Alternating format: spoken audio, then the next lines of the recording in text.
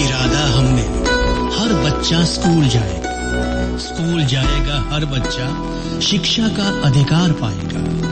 घर घर ये बात पहुंचाएंगे, शिक्षा का अलख जगाएंगे।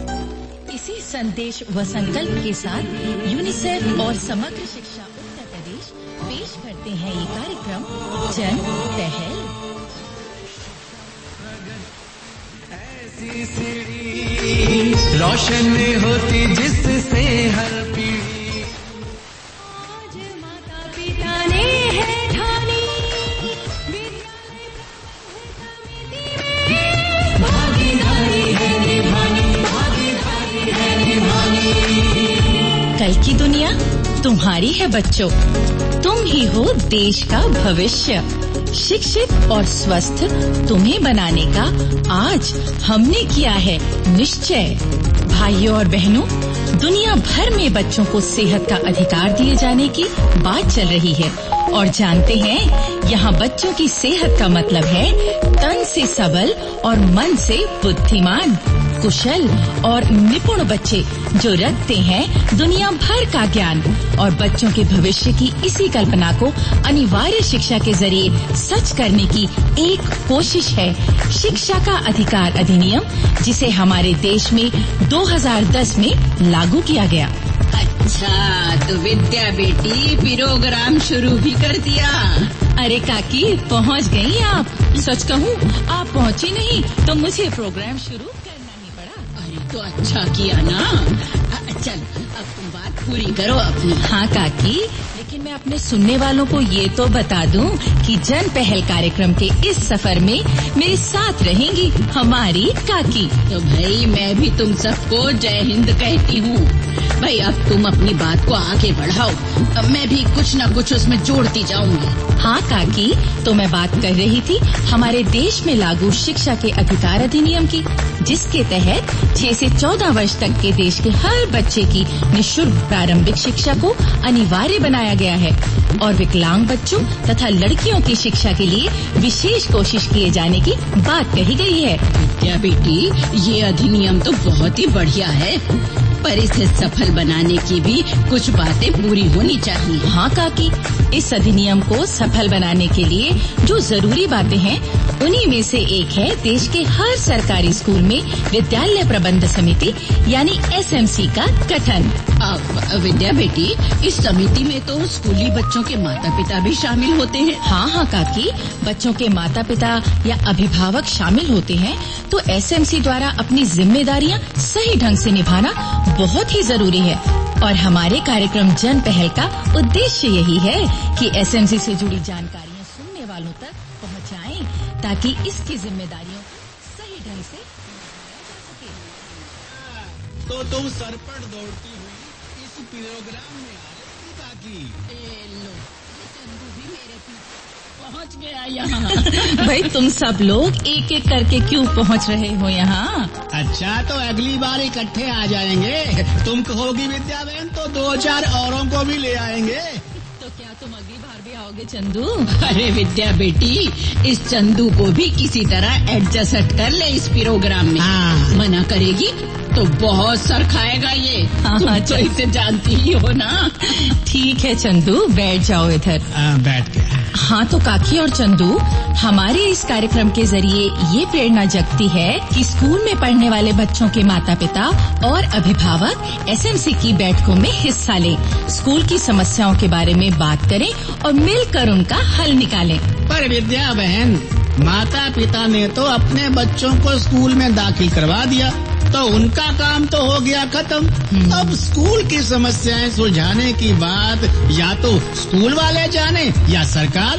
अब माता पिता मीटिंगों में घुसे रहे या अपना काम देखें। अरे चंदू, अपने बच्चों के लिए शिक्षा की राहों को आसान बनाने से बड़ा काम भी कोई हो सकता है क्या? हमारे इलाके का स्कूल हमारा है, हमारे बच्चों का भविष्य वहाँ बनता है, तो क्या स्कूल का कामकाज सही ढंग से चलाने में हमें मदद नहीं करनी चाहिए? और यही बात शिक्षा के अधिकार अधिनियम में भी कही गई है। बिल्कुल सही बात है विद्या बेटी, पर SMC की बैठकों में तो वही लोग जाएंगे ना जो इसके मेंबर हैं। नहीं काकी, मेंबर्स के अलावा अन्य बच्चों के माता पिता या अभिभावक और इलाके के जिम्मेदार व्यक्तियों के साथ साथ आम लोग भी इसकी बैठकों में जाकर समस्याओं को सुन सकते हैं और अपनी बात कह भी सकते हैं। अच्छा ये बताओ विद्या बेटी, ये मेंबर कौन बन सकता है? मैं जानती हूँ काकी, आपकी तरह हमारे श्रोताओं के मन में भी कई प्रकार के सवाल उठ रहे होंगे, तो उनका जवाब जानने के लिए हम सुनवाते हैं ये नाटिका।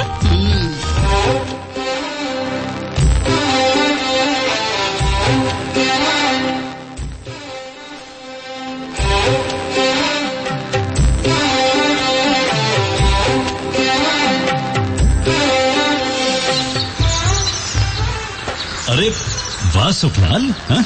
तुमने तो हमारे घर की बगिया का कायाकल्प ही कर दिया। अरे मास्टर जी, आप हमें सेवा का मौका ही कहाँ देते हैं। ये तो 2-4 दिन से आपकी तबीयत ठीक नहीं है, तो हमें मास्टरनी काकी ने बुला भेजा ये सब क्यारियां बनाने के लिए। अरे धन्यवाद भाई, तुम्हारे रहते सुखलाल हमें अपनी बगिया की चिंता करने की जरूरत नहीं है। हाँ मास्टर जी, हम यहाँ खुशबूदार फूलों के बीज भी बो देंगे। अरे नहीं, अब वो सब मैं कर लूंगा। अरे काहे मास्टर जी, आपने मास्टरी करते करते शिक्षा के बगीचे में न जाने कितने फूल खिलाए हैं, तो क्या हम आपके बगीचे में फूल नहीं खिला सकते? अरे आप रिटायर्ड हो गए हैं तो अब आराम कीजिए। हाँ सुखलाल, स्कूल में पढ़ने वाले बच्चे भी खिलते फूलों जैसे ही होते हैं। अच्छा सुनो, तुम तो अपनी मुनिया को स्कूल भेजते हो ना? हाँ मास्टर जी, भेजते हैं, और मुनिया पढ़ने में बहुत तेज है। अच्छी बात है। हाँ।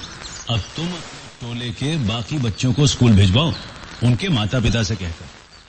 हाँ मास्टर जी, याद आया, मुनिया के स्कूल के मास्टर जी कह रहे थे कि हमें क्या कहते हैं वो, हाँ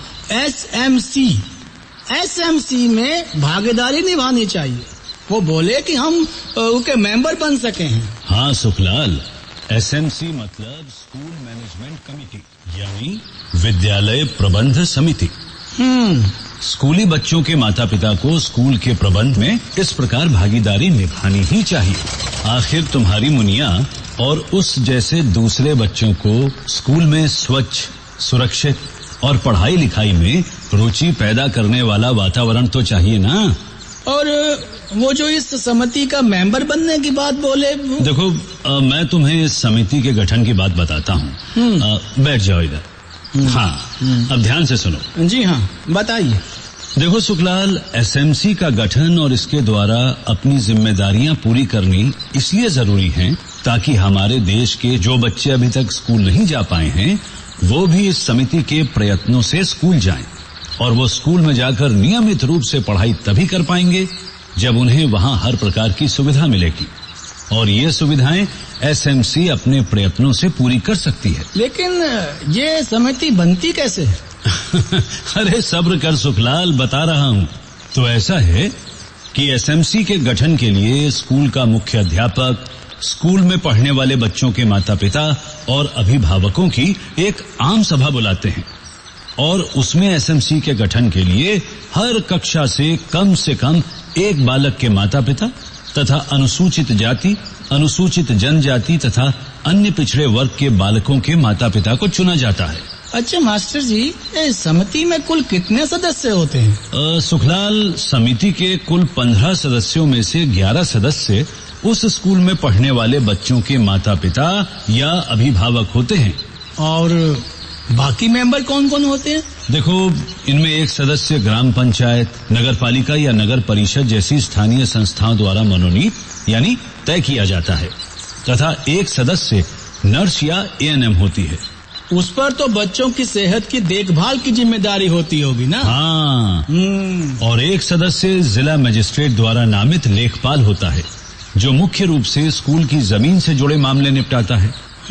इसी प्रकार विद्यालय प्रबंध समिति के सचिव के रूप में स्कूल के मुख्य अध्यापक या कोई वरिष्ठ अध्यापक कार्य करते हैं। मास्टर जी, इस समिति में तो महिलाएं भी होती होंगी ना? हाँ भाई सुखलाल, बच्चों की जरूरतों को माँ से ज्यादा कौन समझ सकता है। हाँ। इसलिए इस समिति में कम से कम 50% महिलाओं का होना जरूरी है, तथा समिति के अध्यक्ष या उपाध्यक्ष के रूप में किसी महिला का होना जरूरी है। अच्छा मास्टर जी, ये समिति एक बार में बन गई तो क्या बन गई सदा के लिए? नहीं भाई, एसएमसी का गठन 2 साल के लिए होता है। अब देखो सुखलाल, तुम अगर इसके मेंबर बनते हो तो अपनी जिम्मेदारियां ध्यान से पूरी करना। जिम्मेदारियां?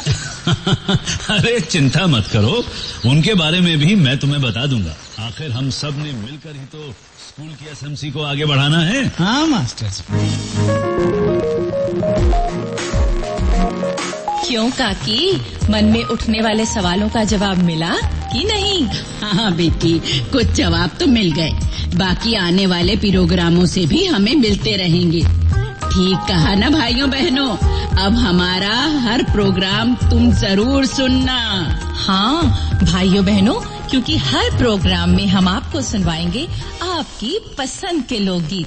लीजिए सुनिए आज का लोकगीत, जिसमें एक विवाहिता अपनी सहेलियों को अपने दिल की बात बता रही है।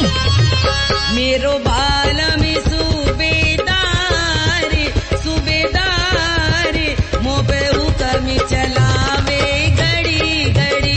मेरो बाल में सूबेदार सूबेदार मोबे हुक्म चलावे घड़ी घड़ी।